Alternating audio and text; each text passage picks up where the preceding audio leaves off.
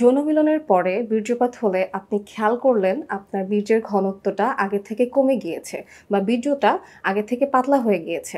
কি কারণ হতে পারে? আজকে আমরা সেটা জানব।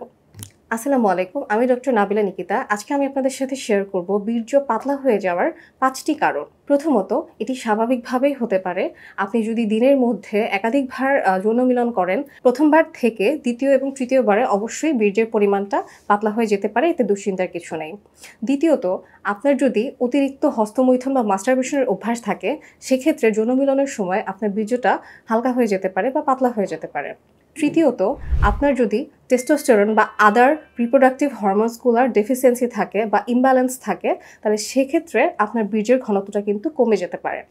চতুর্থ, আপনার যদি শরীরে ভিটামিনস বা মিনারেলসের ডেফিসিয়েন্সি থাকে, যেমন জিংক, ম্যাগনেসিয়াম, ভিটামিনসের মধ্যে ভিটামিন ই, সি, আ বি কমপ্লেক্স, ডি এগুলা যদি ডেফিসিয়েন্সি থাকে, তাহলে সেক্ষেত্রে আপনার বীর্যের ঘনত্বটা কমে যেতে পারে।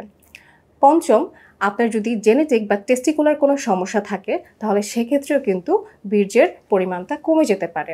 তাহলে আপনি যদি শুরুতেই মনে করেন যে আপনার এ ধরনের সমস্যা হচ্ছে বা বীর্যের ঘনত্বটা আগের থেকে কমে গিয়েছে, তাহলে অবশ্যই চিকিৎসকের শরণাপন্ন হবেন এবং সঠিক চিকিৎসা গ্রহণ করবেন। তাহলে এটা অবশ্যই ভালো হওয়া সম্ভব।